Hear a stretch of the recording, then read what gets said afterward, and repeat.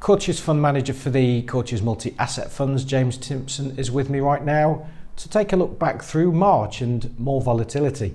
James, what's been your view? Well, Leo, the big talking point in the last month was, of course, the collapse of Silicon Valley Bank over in the US.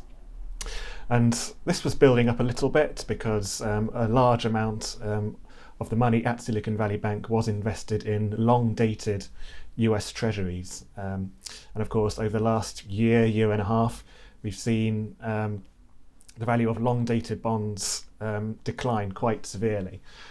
So when Silicon Valley Bank had what's known as a bank run, where a large number of its clients, predominantly tech investors, wanted to withdraw their money, Silicon Valley Bank was unable to do so, and that's what ultimately led to its collapse.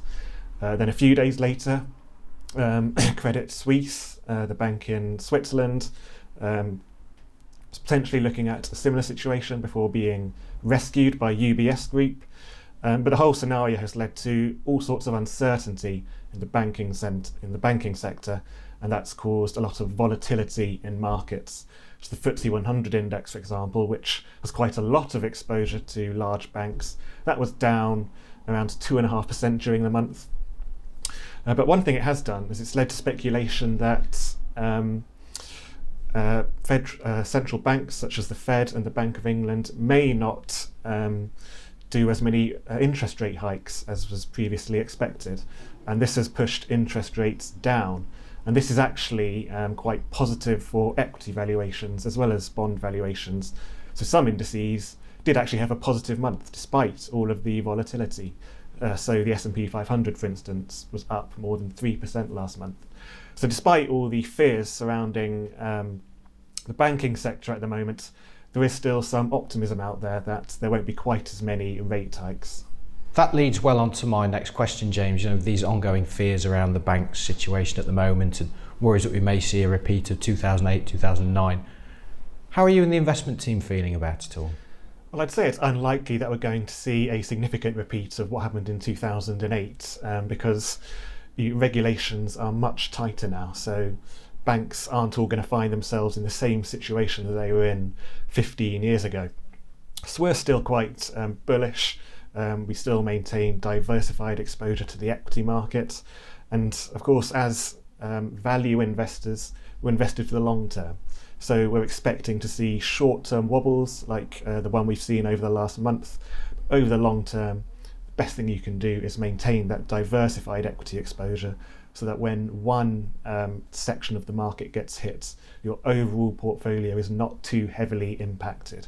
So the Courtiers funds are positioned to withstand these minor wobbles that you see in the market every now and again.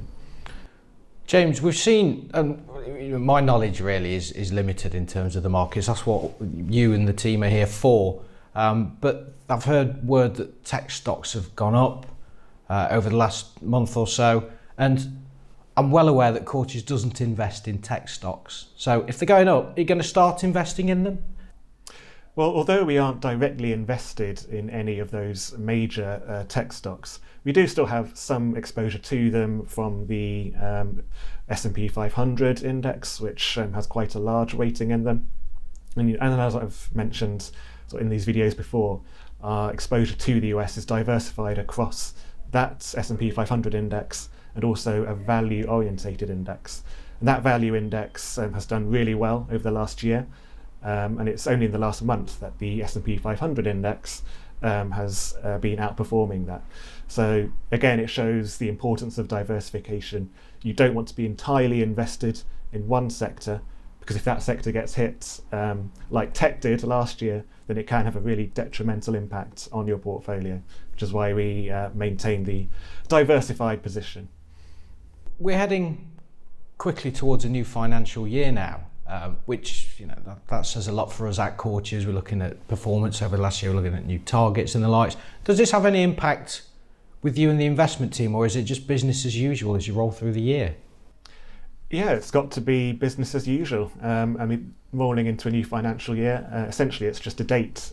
So we're not going to be making any significant changes to strategy. And yeah, we'll see what the year has in store for us. Hopefully, markets will look through the volatility that banks are experiencing at the moment, and with interest rates rises looking limited, hopefully it'll be good news for the equity market as well. Thanks, James. And just finally, going back to the concerns around a repeat of the 2008-2009 global financial crisis, if that really was going to happen, given the likes that we've seen, large bodies like SVB and Credit Suisse going down already, would we not have seen something by now? Yes, I suppose. Given what's happened to SVB, it would have prompted a much deeper dive into the state of all the other banks, and the fact that a lot of markets are still up during the month suggests that investors really aren't expecting anything like what we saw in 2008. All right, James, thank you very much again for your time and your insights, and I'll look forward to catching up with you again next month. To our viewers, if you do have any questions, please let us know or get in touch with your advisor, and we'll make sure we get some answers to you. Thank you.